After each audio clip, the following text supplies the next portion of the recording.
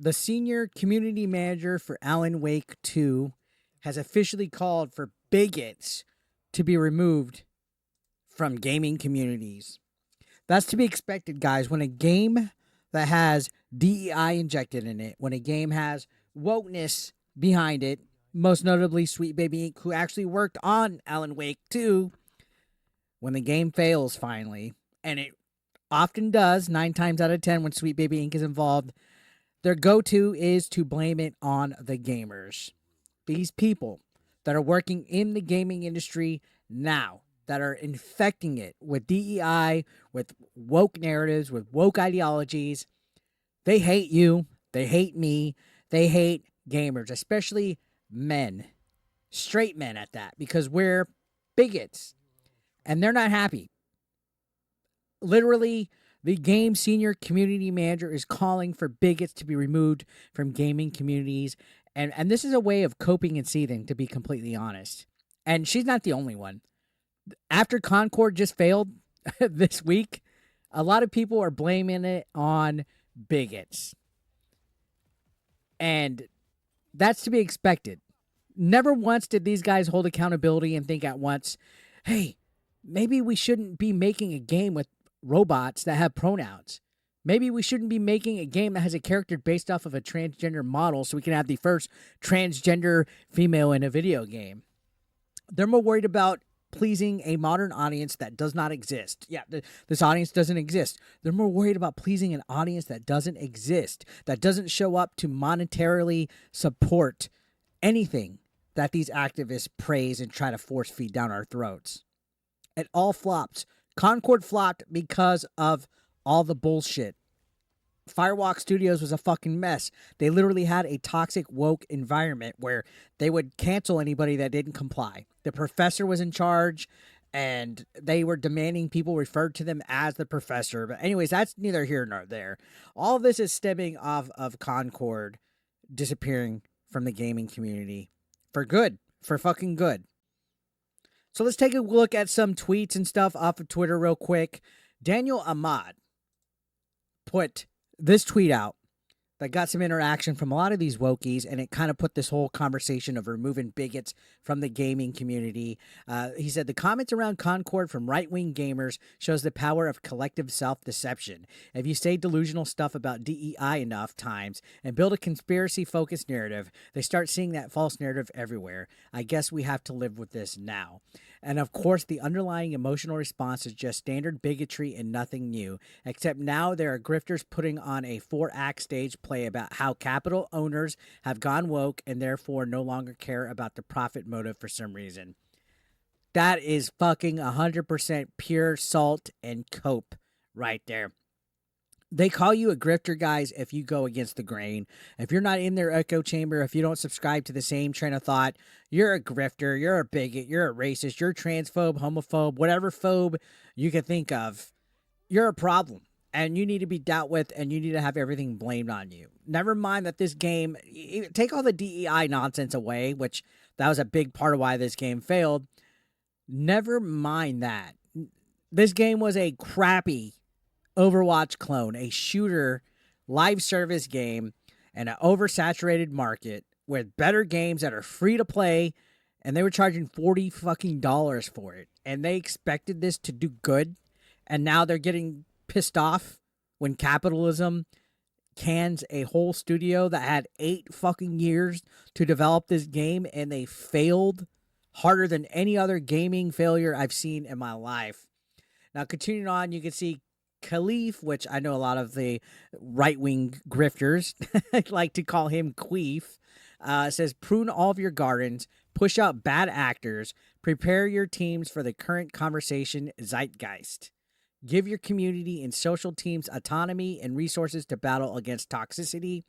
Relay how all this can impact the bottom line early to investors. So these guys are trying to make another Concord not happen. They're like, guys, we need to rally and prune everything and find the bad actors that aren't supporting our cause, that aren't supporting our woke narrative. These guys need to be taken care of and pruned, like literally prune, and saying we need to get relay to investors how these people are toxic and how they don't matter. These guys are literally in panic damage control mode right now because a game that none of them believed in shut down. I mean, look at this tweet right here.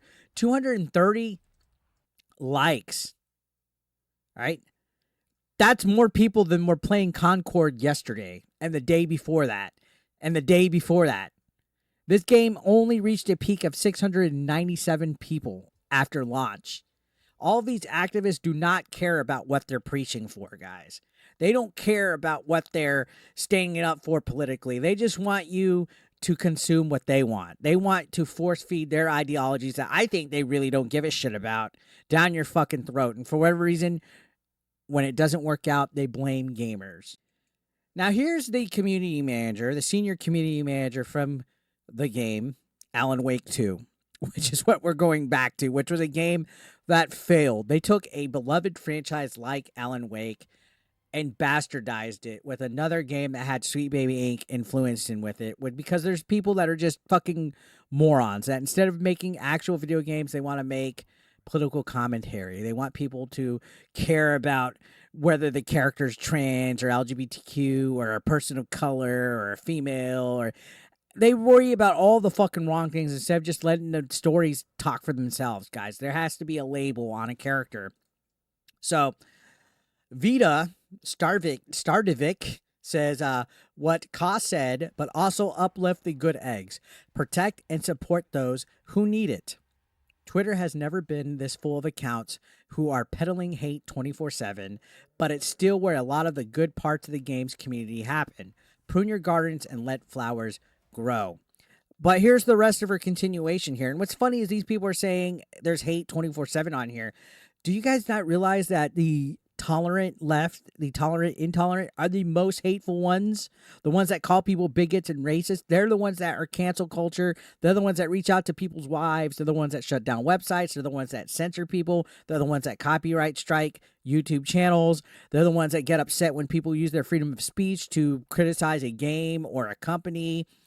They're the ones that act like the Nazis, guys. These are the ones that act like the hateful people. They will call you morons, grifters, all sorts of things in the book, but a son of God. They will literally lash out with you in venom. And you can see, this is where she's saying, getting bigots out of your communities is a band-aid and not a permanent solution. Modeling desired behaviors and championing the kinds of community members you want to be the majority in your community takes effort and time. Start early, practice often. Small steps are steps too. So she's literally saying, gatekeep the gaming community. Kick anybody out that is not woke, is basically what they're saying. If you do not think the way that these people think, they don't want you there. You are not allowed to enjoy your entertainment, guys. If you don't participate and believe in the same echo chamber that they want, you're not welcome. But for some reason, they label that as diversity, even though it's far from that. Continuing on, you can see Alan Wake has just done terribly. This is literally like like an earnings report, a half-year financial report where they talk about all the things from Remedy. And you can literally see that right here at the beginning of it, it says royalties consisted mainly of game sales of Control and Alan Wake Remastered. Alan Wake 2 did not yet generate royalties. At the time, second quarter of 2024, I wonder why they didn't generate royalties, guys, because this game is a failure. Again, anything that wokeness touches, it bombs. Alan Wake 2 could have been great. I even played a little bit of it on live stream. I enjoyed certain parts of it, but when you look at it at the end of the day, it was full of DEI bullshit in it, and that's why it's failing. That's why it's fucking failing. This still has not provided a profit for Remedy. You can see February 2024, Remedy announced that Alan Wake 2 had sold 1.3 million units as of the beginning of February. Alan Wake 2 sales have continued with a high average price. At the end of the first quarter, the game has recouped a significant part of the development and marketing expenses. During the first quarter, the team focused on working on the downloadable content that will extend Alan Wake 2, but still, it's operating at no profit. There's no royalty revenue. There's the cash flow is fucking terrible for it. And that's why these people like Vida are wanting bigots out. They're blaming the failures of these games on the bigots. And Madam Savvy called her out. This is a fucking banger tweet.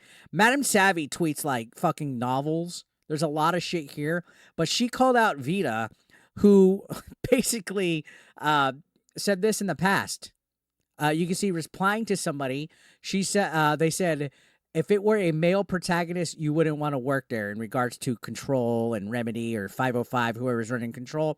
She says, yes, a very important part of me taking the job was that it was a game in which you played a woman. So this person is beyond unhinged, guys. They're like all in on the wokeness to where they only would have taken the job at Remedy if it was a female protagonist in the fucking game Control. If it was a male, they hate men. And this is all the females in the gaming industry that are woke, guys. All of them. You name it. Even the journalists. They hate men. They hate male gamers. Straight male gamers. Especially whites. They hate them. And we're going to go through a rabbit hole of tweets that she has. You can see... Here's where things get loony. She says, I'm saying this with respect for all my fellow devs and hope they come to the space with only good intentions in their hearts. But to me, the what a game dev looks like hashtag might not need quite as many white men participating. We know that's what game devs look like. So she's one of those fucking females that get upset when they see white guys as video game developers because they feel that those guys are oppressing them. Yikes. Continuing on, she says, the first pride was a riot. Companies aren't your allies. Capitalism isn't your friend. And no kind of consumption under it can be ethical. Ask what brands who post rainbows in June are doing it for their LGBTQ plus employees the other 335 days. Give gay people your fucking money. She sounds such like a lovely lady, right? Continuing on, something that continues to surprise me about influencer management is while I repeatedly and vocally insist to agencies that they should pitch us diverse creators for paid initiatives, the initial deck proposal I get almost every single time is wall-to-wall white men. Do better. So she doesn't like that influencer proposals for creators from agencies have white men featured. She said, maybe I'm naive, but it's surprising to me how I still have to say, show me diverse creators, please, in every single brief. I'd expect that in today's media landscape, a diverse range of creators would be a given. It's frustrating that it's not.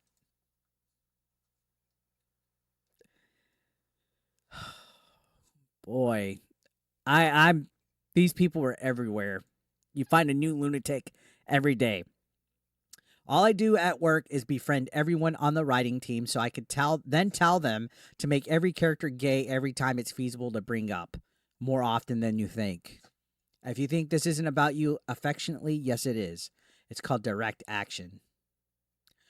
Again, an activist that's more worried about political narratives, woke ideologies, inserting fucking DEI bullshit than developing actual games. Who would have thought? Or the senior community manager actually fostering a fucking community that actually is diverse and inclusive instead of shoehorning bullshit. Now, here's some more. Glad to hear y'all, the gay Alan Wake 2 fans in my phone, like the acceptance speeches from Matt and Ika for the Arab Game Awards. It's a shame we couldn't have got them together in person, but I'm grateful they were keen and able to do this after all.